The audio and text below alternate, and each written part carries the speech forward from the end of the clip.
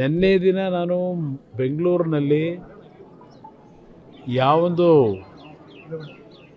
ನೈಸ್ನ ಪ್ರಾಜೆಕ್ಟ್ನ ಹೆಸರಿನಲ್ಲಿ ಬೆಂಗಳೂರು ಮೈಸೂರಿನ ಇನ್ಫ್ರಾಸ್ಟ್ರಕ್ಚರ್ ಕಾರಿಡಾರ್ನ ಹೆಸರಿನಲ್ಲಿ ಕಳೆದ 30 ವರ್ಷಗಳಿಂದ ರಸ್ತೆ ಕೆಲಸದ ಹೆಸರಿನಲ್ಲಿ ರೈತರ ಭೂಮಿನ ಲೂಟಿ ಮಾಡಿ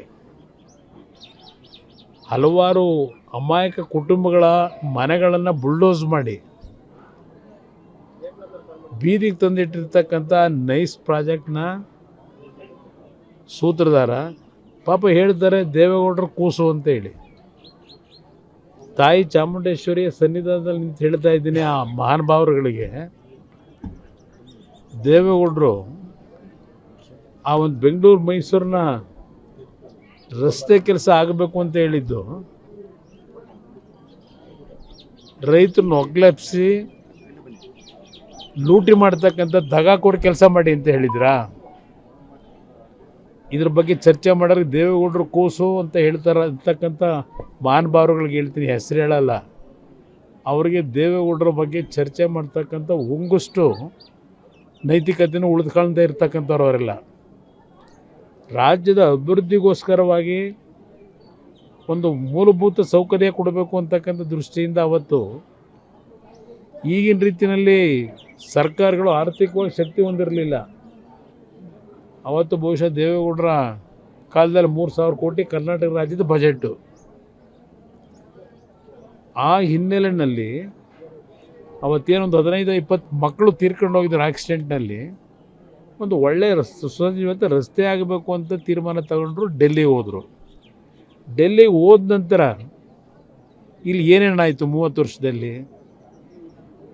2002ಕ್ಕೆ ಅವರು ಚುನಾವಣೆ 1999ರಲ್ಲಿ ಜನ ಸೋಲಿಸಿದ್ರು. 2002ರಲ್ಲಿ ಮತ್ತೆ ಕನಕಪುರದಲ್ಲಿ ಲೋಕಸಭೆ ಉಪಚುನಾವಣೆಯಲ್ಲಿ ಗೆದ್ದರು. ಆಗ ರೈತರು ಬಂದು ಅವ್ರ ಮುಂದೆ ಆ ಯೋಜನೆ ಹೆಸರಿನಲ್ಲಿ ಏನೇನು ಅಕ್ರಮಗಳಾಗ್ತಾಯಿದೆ, ರೈತರ ಭೂಮಿನ ಕಾನೂನು ಬಾಹಿರವಾಗಿ ಲಪಟಾಯಿಸ್ತಕ್ಕಂಥ ಲೂಟಿ ಮಾಡ್ತಕ್ಕಂಥ ಕೆಲಸಕ್ಕೇನು ಅವತ್ತಿನ ಸರ್ಕಾರಗಳು ಚಾಲನೆ ಕೊಟ್ಟಿದ್ದರು. ಅದನ್ನು ಹೇಳಿದ ಮೇಲೆ ನಿರಂತರವಾಗಿ ಆ ಪ್ರಾಜೆಕ್ಟ್ನ ವಿಷಯದಲ್ಲಿ ಆಗಿರ್ತಕ್ಕಂಥ ಕಾನೂನು ಬಾಹಿರ ಚಟುವಟಿಕೆಗಳು, ಇಲ್ಲೀಗಲ್ ಆ್ಯಕ್ಟಿವಿಟೀಸ್ ಬಗ್ಗೆ ಧ್ವನಿ ಎತ್ತಕ್ಕಂಥ ಕೆಲಸ ಏನು ಮಾಡಿದ್ರು. ಅವತ್ತಿನಿಂದ ಅವ್ರದ್ದು ನಿರಂತರ ಒಂದೇ ಸ್ಟ್ಯಾಂಡಲ್ಲೇ ಇದ್ದಾರೆ. ನಾನು ನೆನ್ನೆ ಹೇಳಿರ್ತಕ್ಕಂಥದ್ದು, ಯಾವ ಒಂದು 28ನೇ ತಾರೀಕು ಕರ್ನಾಟಕ ಹೈಕೋರ್ಟ್ನಲ್ಲಿ ಡಬಲ್ ಬೆಂಚ್ನಲ್ಲಿ ಕೊಟ್ಟಿರ್ತಕ್ಕಂಥ ತೀರ್ಪಿನ ಹಿನ್ನೆಲೆಯಲ್ಲಿ ಸರ್ಕಾರ ಕೇಳ್ತಾ ಇರೋದು ನಾನು. ಈ ತೀರ್ಪೇನು ಕೊಟ್ಟಿದ್ದಾರೆ ಪಾಪ ಪ್ರಿಯಾಂಕಾ ಖರ್ಗೆ ಎಲ್ಲದಕ್ಕೂ ನಾನು ಎಲ್ಲಿ ಬಾಯಿ ತೆಗಿಬೇಕು ಅಂತೇಳಿ ಕಾಂಪಿಟೇಷನ್ನು, ಈಗಂತೂ ಭಾಳ ಕಾಂಪಿಟೇಷನ್ ಪ್ರಾರಂಭ ಆಗಿದೆ. JDS ಪಕ್ಷನ ಯಾವ ರೀತಿ ಬೈದು ಓಲೈಸ್ಕೋಬೇಕು ಸರ್ಕಾರದಲ್ಲಿ ಅಂತೇಳಿ. ಪಾಪ ಭಾಳ ಕಷ್ಟಪಟ್ಟು ಮಾಡಲಿ ಆ ಕೆಲಸನ, ಚೆನ್ನಾಗೇ ಬೈಲಿ.